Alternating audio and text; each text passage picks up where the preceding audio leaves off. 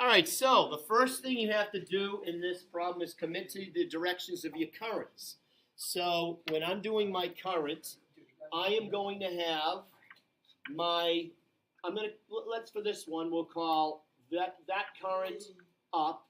So right here, this is my junction point. I have two junction points. I have one here and I have one here. So what I just drew here is that's the current from there across the top, and it ends at the other junction point. So I'm making it go away from that junction point. So if that one's going away, then let's make the one here go away also. So it doesn't matter as long as you don't have them all go away. So that one's going to be going away also.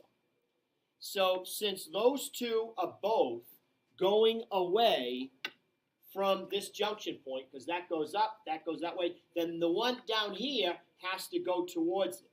So I'm going to make that one go in that direction.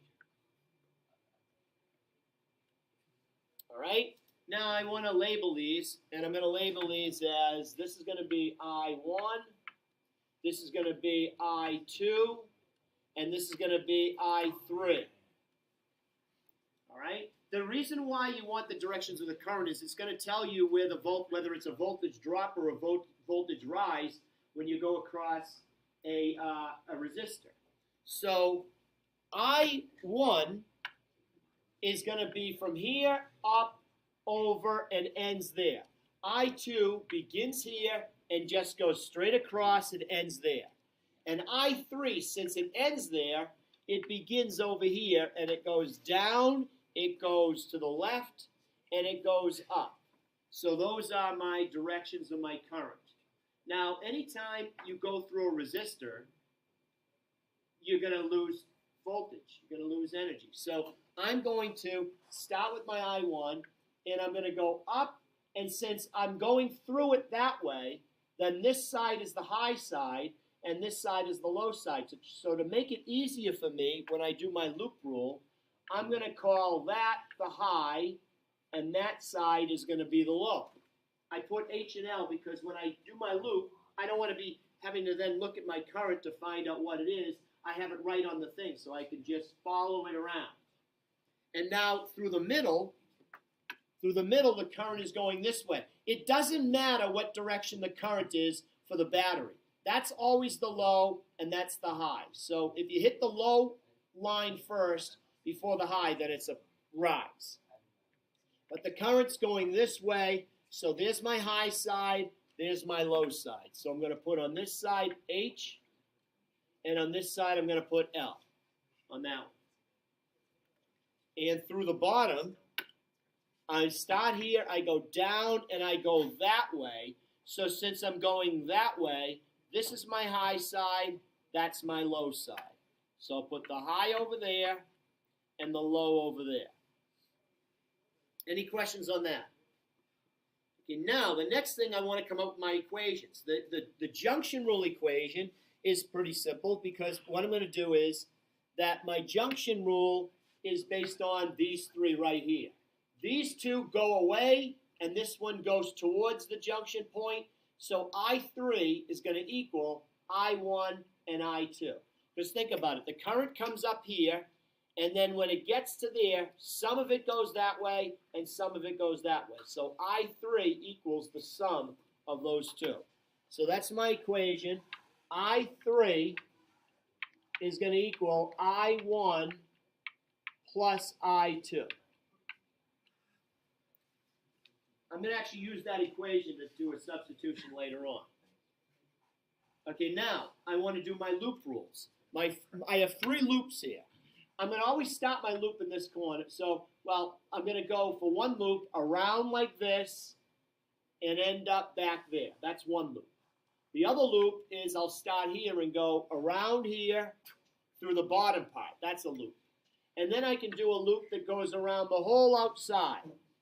So it goes around the whole outside. So those are my potential loops. I really only need to do two of them, but I'm going to put them all down because on the test, if you put them all down, then you can guarantee if they're right that you get 12 out of the 25 points.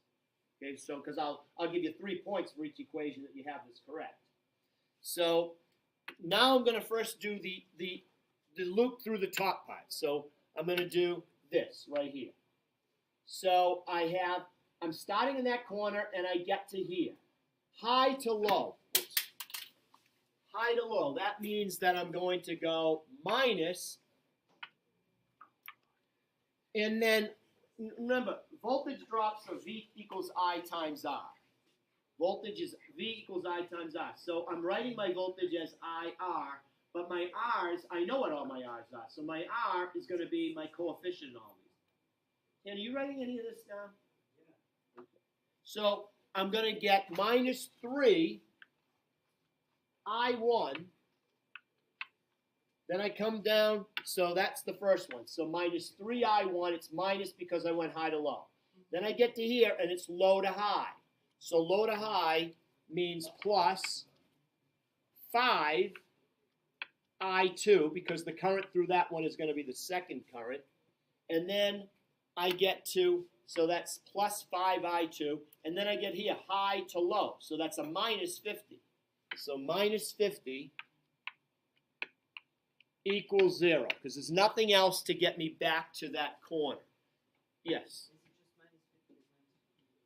Well, I mean, I'm not using the units here because I don't want to confuse you with units. Because, yeah, the 3 also should be ohms.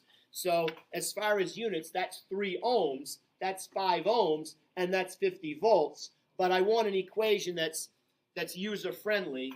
I just want the unknown as the only variable. So, yeah. I'll put the units in at the end. I had just been wondering because Right, but for this, I'm trying to get the math so it's simple. So I just want to get this straight. It's negative I1 because it's going from high to low, right? Right. Then why is I2 positive? Because I2 goes in this direction. So my loop is going that way, but the current through here is that way. That's why I put the high and low. If I'm going around a loop and I hit the low side before I hit the high side, then it's going to go up. If I hit the high side before the low side, then it's going to be negative. This is only for the first one? That was just the first loop. Oh, okay, so yeah. Okay, now I'm going to do the second loop. My second loop, I'm going to start in this corner and go around like that. So if I start in this corner, first I get that. That's low to high, so that's plus 50. So I'm going to begin with 50. Then, after that one, I get high to low. Well, high to low means negative. So it's going to be negative 5 I2 because I'm in the middle part. And then I'm going to go down here, and then I get high to low. So that's going to be minus 70. So minus 70. And then I'm getting to this, whoops, then I'm getting Plus 5 I3. plus 4 I3. Oh, no, high to low, minus 4 I3. Okay.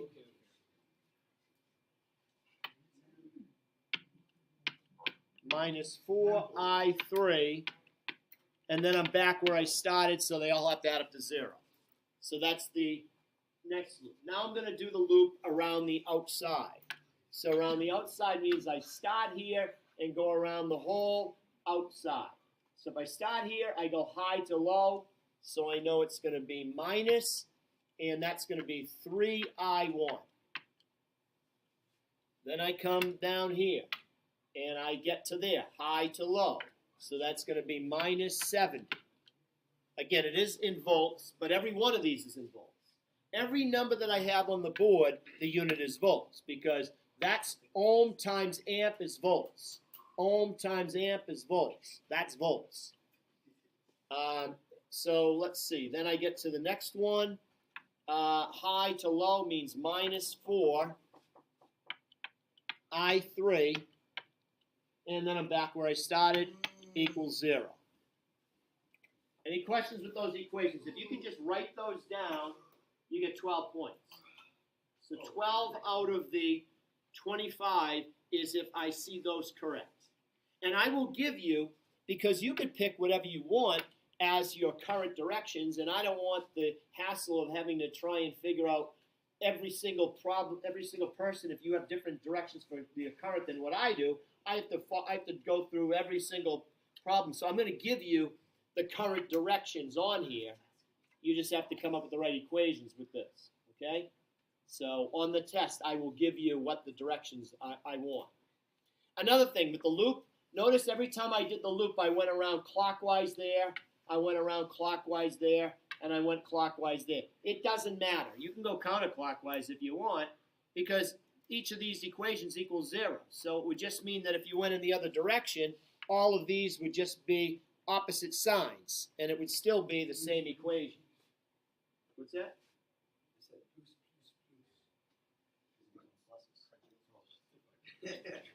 Okay, so now, okay, let's see where I am in time. All right, so the next thing is I want to reduce the number of unknown variables I have. So notice this equation here has I1 and I2 in it. So I want another equation that has I1 and I2 in it because I'm looking, I3 equals I1 plus I2. So what I can do is I can replace I3 either there or there with I1 plus I2, and then I'll have two equations that have the same two variables in it. So this is gonna be one of my equations, and what I'm gonna do here is I'm gonna take this and plug it in down there. It looks like this one's a little bit simpler than that because there's 3 terms here and there's 4 terms, so I'd rather use the one that has 3. So I'm gonna write minus 3I1, so I'm rewriting this bottom equation. Minus 70, minus 4, and I'm gonna replace I3. So I'm replacing I3 with I1 plus I2.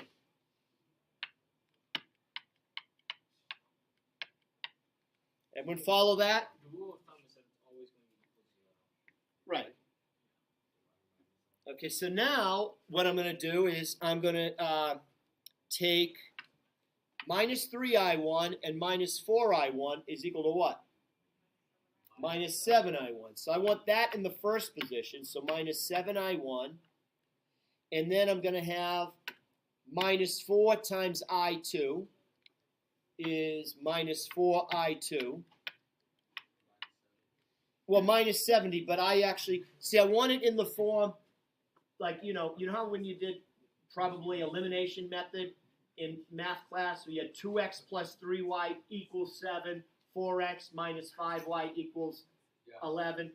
I want it in that form. So this is sort of like my minus 7x minus 4y equals, so I want the equals here. So I'm going to have equals positive 70 when I put it on the other side. And now the other equation, I already have an equation, I already have an equation that has I1 and I2, so I'm going to take this equation and line it up with this one. So if I line it up, I'm going to put minus 3I1 in the first position, plus 5I2 in the second position, and then I'm going to put that minus 50 on the other side as positive 50. So does everybody follow this? Okay, I'm running, I can't go beyond, I can't go beyond 15 minutes, so I'm going to try and,